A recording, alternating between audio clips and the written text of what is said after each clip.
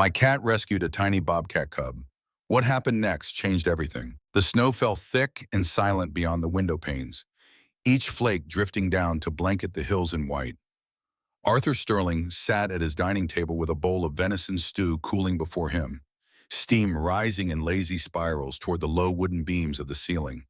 His hands rested on either side of the bowl, gnarled and calloused from decades of carpentry work that had ended years ago. The knuckles were swollen now, the fingers stiff on cold nights like this one. Across from him stood an empty chair. Arthur lifted his spoon and brought it to his lips, tasting the salt and herbs he had added from memory rather than measurement. The chair remained empty. It had been empty for 3 years now, ever since Margaret had taken her last breath in the bedroom down the hall, her hand growing cold in his. The telephone on the shelf had not rung in months. His daughter lived 2 states away with her own family, too busy to call, too distant to visit. Arthur did not blame her though. Life moved forward for everyone else. He finished his stew in silence, set the bowl in the sink, and lowered himself into the armchair by the fireplace. The logs crackled and popped, sending sparks up the chimney. At his feet, a large, shaggy cat with matted gray fur opened one yellow eye and yawned, revealing teeth that had seen better days. Whiskers had wandered into Arthur's life during another winter storm 6 years ago. The cat had been nothing but bones and scars then, a feral creature with wild eyes and a limp in its back leg. Arthur had left scraps of fish on the porch, bowls of warm milk, small offerings that the cat ignored for weeks before hunger won over fear. Slowly, painfully slowly, Whiskers had crept closer, first to the porch steps, then to the porch itself, then finally through the door Arthur left cracked open on a night when the temperature dropped below 0. The cat had never left. Arthur reached down and scratched behind Whiskers' ears, feeling the old scars beneath the fur. The cat rumbled with a sound that was half purr, half growl, a reminder of its wild past. Outside, the wind picked up and rattled the shutters. Arthur pulled his wool blanket tighter around his shoulders and closed his eyes. Letting the fire's warmth seep into his bones, he must have dozed off, because when he opened his eyes again, the fire had burned down to embers and the cabin had grown cold. Whiskers was gone from his usual spot. Arthur sat up, his back protesting with sharp pains, and looked around the dim room. The cat was nowhere to be seen. Then he heard it, a scratching at the door, urgent and insistent. Arthur pushed himself up from the chair and shuffled across the cold floorboards. When he opened the door, a gust of frigid air struck his face and Whiskers darted inside, moving faster than Arthur had seen him move in years. The cat carried something in its mouth. Arthur's breath caught in his throat. He closed the door against the wind and turned to see Whiskers laying a small bundle of fur on the rug by the fireplace. It was no larger than Arthur's 2 fists pressed together, a tiny creature with cinnamon and black spots matting its damp fur. The kitten did not move. Arthur knelt down with difficulty, his knees cracking in protest. He reached out one weathered hand and touched the kitten's side. It was cold, so cold. But beneath his fingertips, he felt the faintest flutter of a heartbeat. The kitten's breathing was shallow, each exhale a whisper of air that barely stirred its whiskers.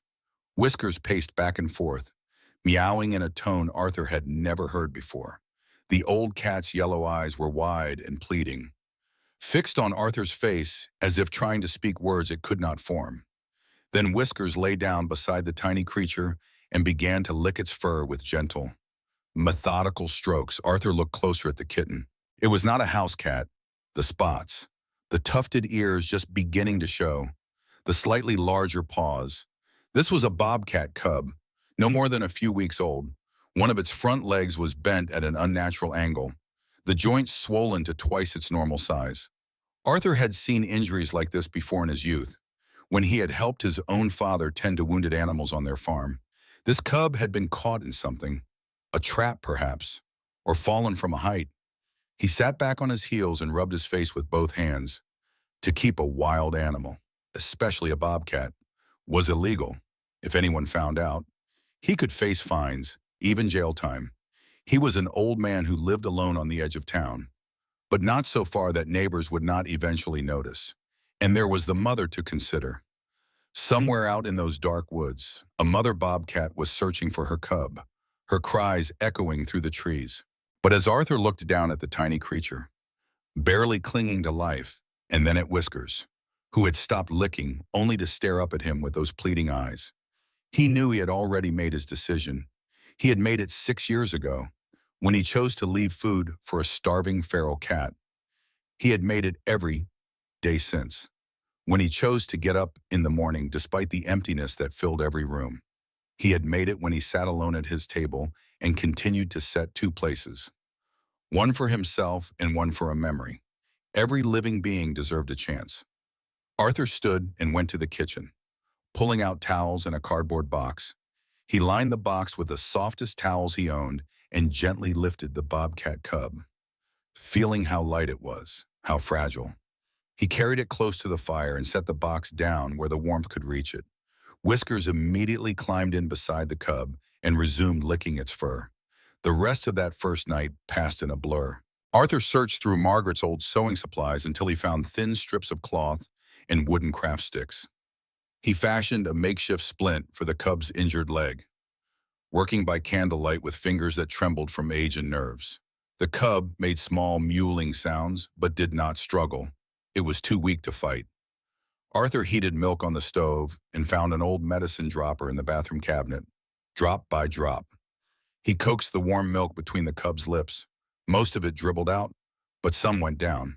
The cub's eyes remained closed. Arthur did not know if it would survive the night. He fell asleep in his armchair again, one hand resting on the edge of the box.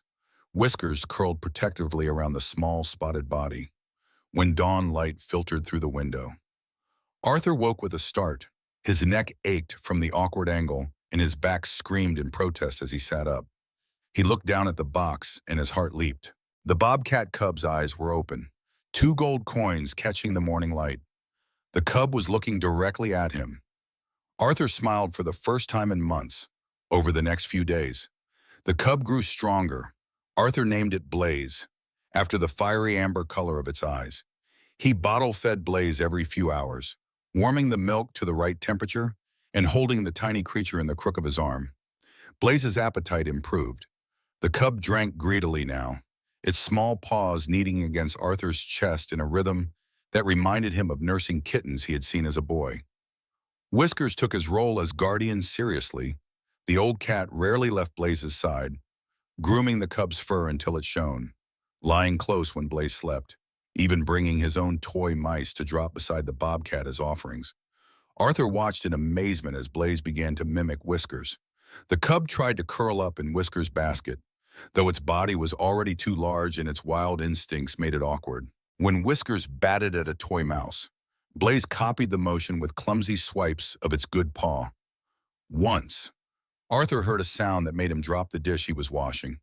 Blaze was trying to purr, a rough rumbling sound that was not quite right, but close enough to bring tears to Arthur's eyes. The cabin filled with sounds it had not heard in years. Blaze's soft mewls, Whiskers' answering chirps, the thump of paws chasing toys across wooden floors. Arthur found himself laughing, actually laughing, when Blaze pounced on Whiskers' tail and the old cat turned to swat the cub gently on the nose. These were sounds of life, of presence, of something beyond mere survival. Arthur's days took on new structure. He woke early to feed Blaze, changed the bandages on the healing leg, played with both animals until they tired themselves out and fell asleep in patches of sunlight. He cooked meals that he actually tasted, because now he had others to care for, others who depended on him. The empty chair across the table did not seem quite so empty when Whiskers sat in it, watching Arthur eat, or when Blaze climbed onto it and surveyed the room like a small spotted king. 3 weeks after Whiskers had brought Blaze home, Arthur heard a truck pull up outside. He looked out the window and recognized the old Ford that belonged to Ethan Pierce, a retired park ranger who lived 2 miles down the mountain road. Ethan had been Arthur's friend for over a decade, ever since they had discovered a shared love of fly fishing and silence. Arthur quickly ushered Blaze and Whiskers into the bedroom and closed the door. The bobcat cub had grown considerably in 3 weeks. Its leg was healing well and it could walk now, though with a slight limp. Arthur had been careful to keep Blaze hidden whenever anyone came near, but he had known this day would come. Secrets did not keep well in small mountain towns. He opened the door before Ethan could knock. Ethan stood on the porch, a tall man with a white beard and eyes that had spent 50 years reading forest trails and animal signs. He wore his usual flannel shirt and canvas jacket, a thermos of coffee in one hand. He looked at Arthur for a long moment, then glanced past him into the cabin. "Can I come in?" Ethan said. Arthur stepped aside. Ethan walked to the fireplace and poured himself a cup of coffee from the thermos. He sat down in the armchair and took a long sip. Arthur remained standing, his arms crossed over his chest. "How long have you had it?" Ethan asked. Arthur did not pretend to misunderstand. 3 weeks. A bobcat cub." "Yes," Ethan nodded slowly. "I figured. Been hearing the mother calling in the woods every night. She has not stopped. She will not stop. You know that?" Arthur said nothing. Ethan set down his coffee cup. "I also know there are traps all over these woods now. Someone has been setting them illegally. Probably Silas Blackwood trying to catch whatever he can sell. That cub likely stepped in one of his snares. Its mother has been going crazy trying to find it." Arthur felt something twist in his chest. "I am helping it. The leg was broken. It would have died. Maybe. But it is a wild animal." "Arthur, you know what the law says. You know what could happen if the wrong person finds out. And that mother is getting desperate. She could come right up to this cabin. Bobcats are not known for their restraint when their young are threatened." "I know. Do you?" Ethan stood up and walked to the window, looking out at the snow-covered forest. "Because there is more. That logging company I told you about last year, the one trying to get permits for the western slope, they got approval. They start clearing in the spring. All that land where the mother bobcat has her den, where she hunts, it will be gunapine. Roads, machinery, destruction." Arthur felt his hands curl into fists. "That is wrong." "Yes, it is, but it is happening. And your little rescue mission here, as noble as it is, puts you right in the middle of a conflict you do not want to be part of." Arthur walked to the bedroom door and opened it. Blaze bounded out immediately, followed by Whiskers. The bobcat cub was nearly twice the size it had been when Whiskers first brought it home, its spotted coat gleaming with health. The splint was gone now, and though Blaze still favored the leg, it could run and jump and play. Ethan stared at the cub, then at Whiskers, who sat beside Blaze like a proud parent. He shook his head slowly. "Well," Ethan said, "I will be damned." Blaze trotted over to Ethan and sniffed his boots. The cub looked up with those amber eyes and made a small chirping sound. Ethan reached down carefully and scratched behind Blaze's ears. The cub leaned into his hand. "It thinks it is a house cat," Ethan said. Whiskers raised him. Ethan looked at Arthur. "You cannot keep this animal, you know that. And even if you could, it does not belong here. It belongs out there, with its mother, learning to hunt and survive." Arthur felt the words like stones in his chest. "I know," but Ethan was not finished. "There is something else you should know. Doris Gable has been talking. You know how she is. She saw Whiskers the other night carrying something in his mouth near the edge of your property. She could not see what it was in the dark, but she is telling everyone in town that you are keeping some kind of exotic animal up here. It is only a matter of time before Sheriff Thorne comes to investigate." Arthur closed his eyes. Doris Gable ran the general store in town and considered herself the unofficial keeper of everyone's business. If she was talking, the whole town would know by sunset. "How much time do I have?" Arthur asked. "Not much, maybe a few days, maybe less if someone else sees something." Arthur looked at Blaze, who was now wrestling with Whiskers on the rug, the two of them tumbling over each other in play. He thought about the empty chair at his table, the silent telephone, the years of loneliness that had filled his cabin like cold water. And he thought about the mother bobcat, calling in the night, searching for her cub. "I cannot just throw it back out there," Arthur said quietly. "It does not know how to survive. Whiskers taught it to be a house cat, not a wild predator." "Then you need to teach it," Ethan said. "Starting now, because when Sheriff Thorne comes, she will not give you a choice. She will take that cub and either put it in a sanctuary where it will live in a cage, or worse, put it down because it is too habituated to humans." Arthur felt panic rising in his throat. How much time? I do not know, but I can help you. I know these woods better than anyone. I know where the mother is denning. We can do this right. Arthur. We can give Blaze a chance at the life it was meant to have. Arthur watched Blaze pounce on Whisker's tail one more time, heard the cub's rough attempt at a purr, saw the joy in its movements. He had saved this creature. He had given it life when it should have died. But now, to truly save it, he would have to let it go. That night, Arthur heard the mother bobcat calling in the distance. The sound was raw and aching, a cry of loss that echoed through the dark trees and found its way into Arthur's chest. He stood at the window with his hand pressed against the cold glass and listened until the calling stopped. Beside him, Blaze pressed against his leg and looked out at the forest with eyes that glowed in the moonlight. The cub made a small, questioning sound, as if asking what that distant cry meant, why it stirred something deep in blood and bone. Arthur reached down and stroked Blaze's spotted fur.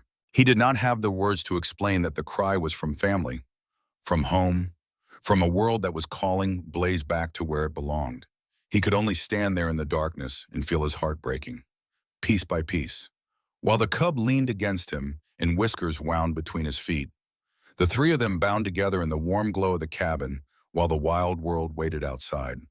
The next morning, Arthur began Blaze's education in earnest. Ethan arrived before dawn with a canvas bag full of supplies. Fresh rabbit meat, dried herbs that mimicked the scent of prey, even a recording device that played sounds of the forest. Arthur watched as his friend unpacked everything on the kitchen table with the methodical care of someone who had done this work before. "You have done this," Arthur said. It was not a question. "Twice," Ethan replied. "Once with a bear cub whose mother was killed by poachers. Once with a young eagle that broke its wing. Neither wanted to leave when the time came. But they did, and they survived." Arthur nodded and said nothing more. They started inside the cabin, where it was safe. Ethan showed Arthur how to drag the rabbit meat across the floor on a string, making it move like prey. Blaze's eyes tracked the movement instantly, pupils dilating to black pools. The cub dropped into a crouch that was pure instinct, hindquarters wiggling before the pounce. When Blaze caught the meat, Arthur praised the cub and let it eat. "Good," Ethan said. "The hunting drive is there. We just need to sharpen it." Over the next days, they made the exercises harder. They moved outside to the yard, where Blaze had to track the scent of meat hidden under snow. They taught the cub to climb trees, to recognize the sounds of danger versus the sounds of prey. Arthur felt his heart sink a little more with each lesson. Every skill Blaze learned was another step toward the wild, another step away from the warm cabin and the comfort of Whisker's companionship. Whiskers seemed to understand what was happening. The old cat watched the training sessions from the porch, yellow eyes solemn. At night, Whiskers still curled up with Blaze, but there was a new distance in the way the cat held itself, as if preparing for separation. On the fourth day, a patrol car pulled up the long driveway. Arthur was outside with Blaze when he saw it. His heart hammered against his ribs. He scooped up the bobcat cub and ran for the cabin, whistling for Whiskers, but he was too slow. Sheriff Thorne stepped out of her vehicle and saw everything. "Mr. Sterling," she called out. Her voice was firm but not unkind. Arthur stopped running. He stood in the snow holding Blaze against his chest. The cub's warm body pressed to his old wool coat. Whiskers emerged from under the porch and sat at Arthur's feet.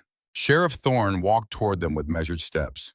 She was a woman in her 50s, with steel gray hair pulled back in a tight bun and eyes that missed nothing. She had been sheriff for 15 years and had seen every kind of trouble the mountain towns could produce. She stopped 10 feet away and looked at Blaze. The cub stared back at her with unblinking amber eyes. "That is a bobcat," Sheriff Thorne said. "Yes. You know it is illegal to keep wild animals without proper permits." "Yes. You know I should confiscate that animal right now and cite you for wildlife violations." Arthur tightened his arms around Blaze. The cub made a small sound of protest. "Yes." Sheriff Thorne was quiet for a long moment. Then she sighed and pushed her hat back on her head. "Doris Gable filed a complaint, said you were harboring dangerous wildlife, said the whole town was at risk. You know how she is, I know. I have to do my job." "Mr. Sterling, But I am also not blind. She gestured at Blaze's healing leg. That cub was injured. You saved its life. I can see that. And I know there are illegal traps all over these woods. I have been trying to catch whoever is setting them for months. Silas Blackwood, Arthur said. Sheriff Thorne's eyes sharpened. You have proof. Ethan does. He found 3 of them on the western slope. Steel jaw traps. Illegal for decades. The sheriff pulled out a small notebook and wrote something down. I will look into it, but that does not solve your problem. That animal needs to go back to the wild, and it needs to happen soon. I am getting pressure from the State Wildlife Office. They want to send someone up here to evaluate the situation. Arthur felt cold spreading through his chest. What does that mean? It means if they decide the cub is too habituated to humans, they will put it in captivity. Or put it down. No, Arthur said. The word came out harder than he intended. Sheriff Thorne looked at him with something close to sympathy. Then you need to release it, soon, before this becomes something I cannot control. How long do I have? 1 week, 7 days to prepare that cub for release. After that, I have to come back with a wildlife officer and this decision gets taken out of both our hands. Arthur looked down at Blaze, who had started to squirm in his arms. The cub wanted down, wanted to run and play in the snow with Whiskers. 7 days. It was not enough time. It would never be enough time. 7 days, he repeated. Sheriff Thorne put her notebook away. I am sorry. Mr. Sterling, I truly am. But this is the best I can do. She turned to walk back to her car, then paused. For what it is worth, what you did was kind, not legal, but kind. That counts for something. She drove away, her tires crunching through the snow. Arthur set Blaze down and watched the cub immediately pounce on Whiskers. The 2 animals tumbled together, spots and gray fur mixing in the white landscape. 7 days. He had 7 days to teach Blaze everything a mother bobcat would have taught over months. 7 days to say goodbye to a creature that had brought light back into his dark world. He went inside and called Ethan. The training intensified. Every morning before dawn, Arthur and Ethan took Blaze deeper into the forest. They taught the cub to stalk silently through underbrush, to wait with patience before striking, to distinguish between safe and dangerous terrain. Blaze learned quickly. The wild instincts were strong beneath the domestic habits Whiskers had taught. But each night, Blaze still came home. The cub still curled up with Whiskers by the fire, still looked at Arthur with trusting eyes and made that rough purring sound. On the 5th night, Arthur could not sleep. He sat at his workbench in the corner of the cabin, surrounded by tools he had not touched in years. His hands moved by memory, selecting pieces of natural hemp cord, braiding them together with the same care he had once used to craft furniture. He worked for hours, his eyes straining in the lamplight, his fingers remembering old patterns. When he finished, he held up a small collar.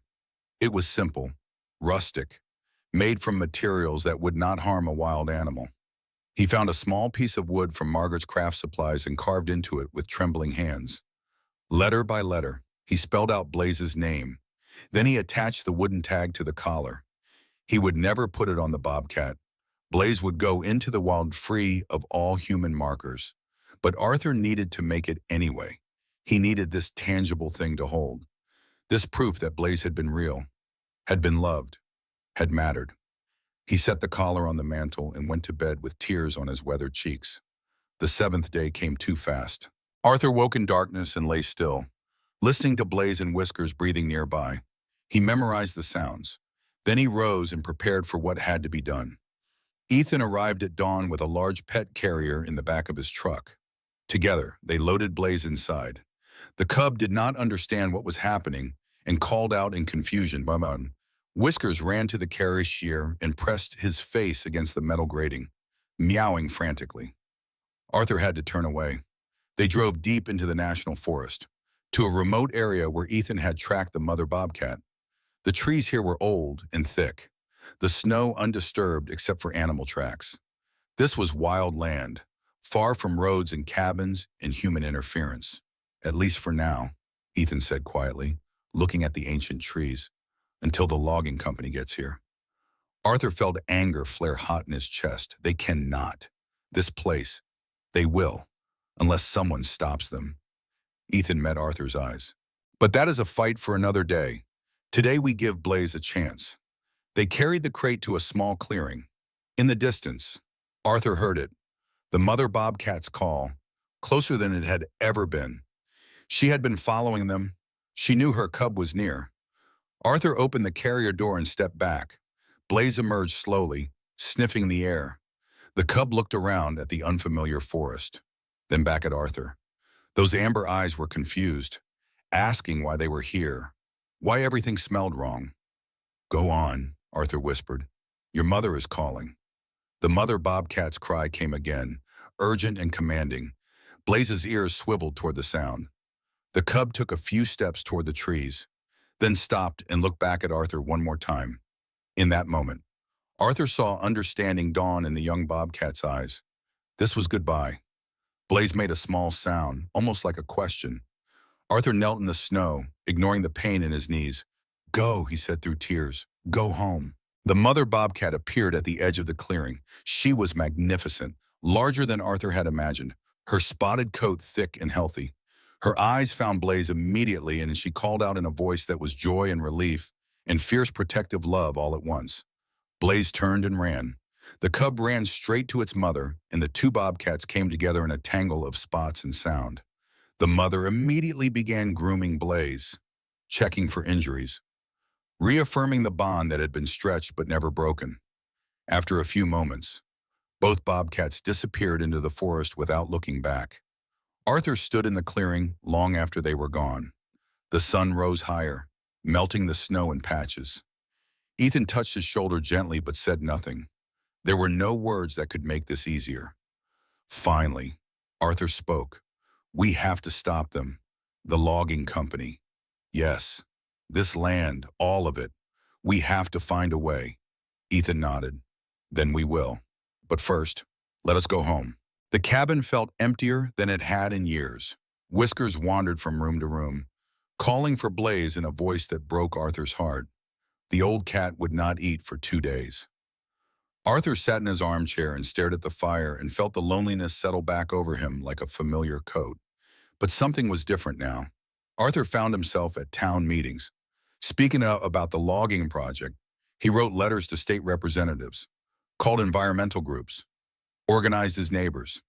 Ethan connected him with lawyers who work pro bono for conservation causes. The story of Blaze spread through the community, told and retold until it became a kind of parable about the fragility of wild places and the bonds between all living things. The fight took months, then years. There were setbacks and small victories, legal battles and public hearings. Arthur testified before boards and commissions, his hands shaking but his voice steady. He talked about the mother bobcat who never stopped searching for her cub. He talked about Whiskers, who had somehow known that the injured baby needed help. He talked about how love could exist between species, how compassion could bridge the divide between wild and tame. Slowly, people listened. The logging project was delayed, then scaled back, then finally canceled when a coalition of environmental groups won a lawsuit protecting the habitat. The forest remained standing. The mother bobcat kept her den. 3 years after releasing Blaze, Arthur sat on his porch on a summer evening. Whiskers was beside him, older and slower, but still present. The sun was setting behind the mountains, painting the sky in shades of orange and gold. Movement at the edge of the trees caught his eye. A large bobcat stepped into view. It was magnificent, fully grown, its spotted coat gleaming in the fading light. The bobcat sat down and looked directly at Arthur with eyes like amber fire. "Blaze," Arthur whispered. The bobcat watched him for a long moment, then stood and melted back into the forest. Arthur's hands trembled as he gripped the porch railing. Whiskers stood and meowed once, a sound of recognition. It became a pattern. Every few months, sometimes more, sometimes less, Arthur would glimpse the bobcat near his property. Sometimes it was just a flash of movement in the trees. Sometimes Blaze sat and watched the cabin from a distance, as if checking to make sure Arthur was still there.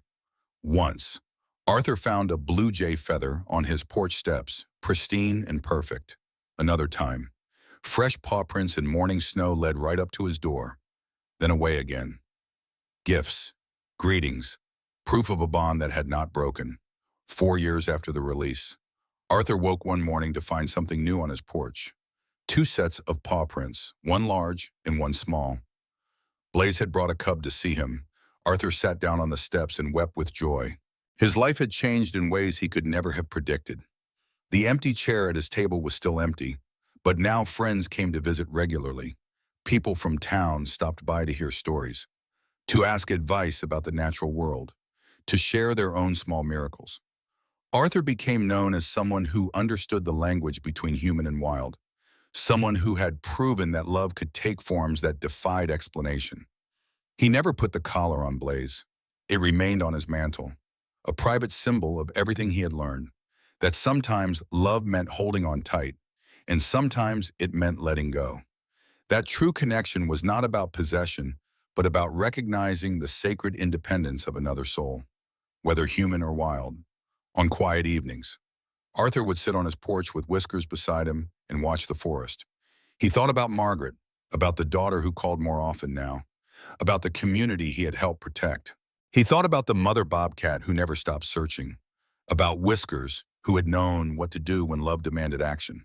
And he thought about Blaze, who came back not because it needed to, but because it chose to. Because family was not always bound by walls or collars or the limits of species. Family was recognition. Family was the quiet acknowledgement that some bonds, once forged in fire and sacrifice and mutual grace, could never truly be broken. As darkness fell and stars emerged above the mountains, Arthur heard it, the distant call of a bobcat, echoing through the trees. Not a cry of loss this time, but something else, a song of presence, a confirmation that the wild things were still out there, still thriving, still connected to this old man who had learned that the opposite of loneliness was not company, but purpose. Whiskers purred against his leg. Arthur reached down and scratched behind the old cat's ears, feeling the familiar scars beneath gray fur. "Thank you," he whispered to the cat, to the forest, to the stars. "Thank you for teaching me that healing comes in the strangest forms, that courage sometimes looks like surrender, that the greatest love is the love that sets free and then marvels when freedom chooses to return." The call came again, closer now. Arthur smiled and closed his eyes, letting the sound wash over him. His cabin was warm behind him. His friend was at his side. The forest was alive with creatures he had fought to protect. And somewhere in those dark trees, a bobcat with amber eyes was living the life it was meant to live, wild and free, and occasionally, miraculously, still connected to the man who had saved it. His loneliness had not disappeared. It never would. But it had transformed into something bearable, something almost beautiful, a space inside him that could hold both grief and joy, both memory and hope, both the ache of what was lost and the wonder of what remained. Arthur Sterling sat on his porch until the stars grew bright and the night air turned cold. Then he stood, his old bones protesting, and walked inside with Whiskers at his heels. He locked the door against the darkness but left the porch light burning, a beacon for any wild thing that might pass by and remember that once, in this small wooden cabin among snow-covered hills, love had bridged an impossible divide and proven that family had no boundaries except the ones we imagined.